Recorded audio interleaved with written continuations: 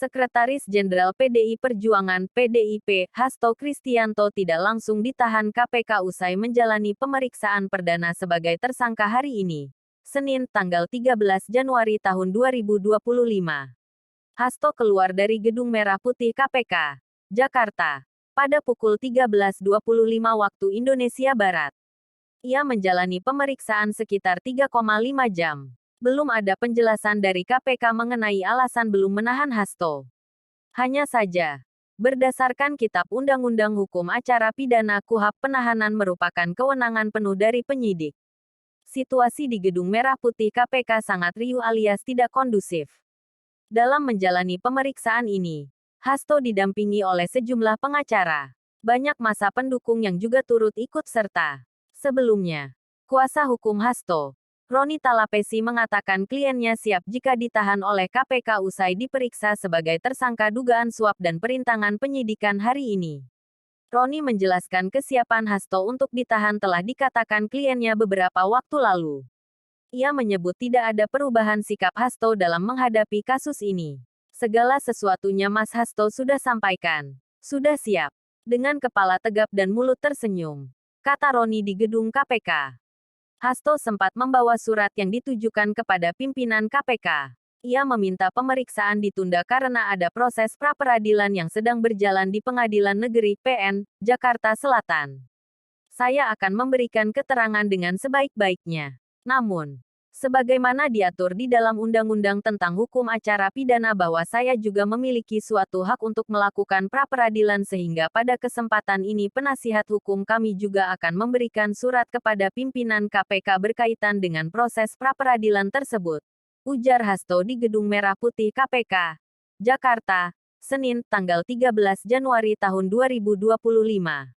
Apakah surat yang kami sampaikan tersebut nantinya berkaitan dengan pemeriksaan saya akan tetap dilanjutkan atau pimpinan KPK mengambil suatu kebijakan untuk mengikuti seluruh proses pra-peradilan? Kami serahkan hal tersebut kepada pimpinan KPK, sambungnya. KPK menetapkan Hasto Kristianto dan advokat PDIP Doni Tri Istiqomah sebagai tersangka kasus dugaan suap penetapan pergantian antar waktu (PAU) anggota DPR RI periode tahun 2019 sampai tahun 2024 pada akhir Desember tahun lalu. Teruntuk Hasto, ia juga dijerat dengan pasal perintangan penyidikan atau obstruction of justice.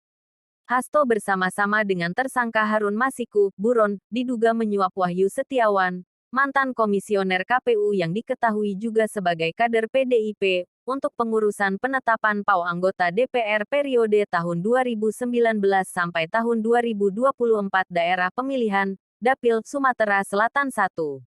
Padahal, Harun hanya memperoleh suara sebanyak 5.878.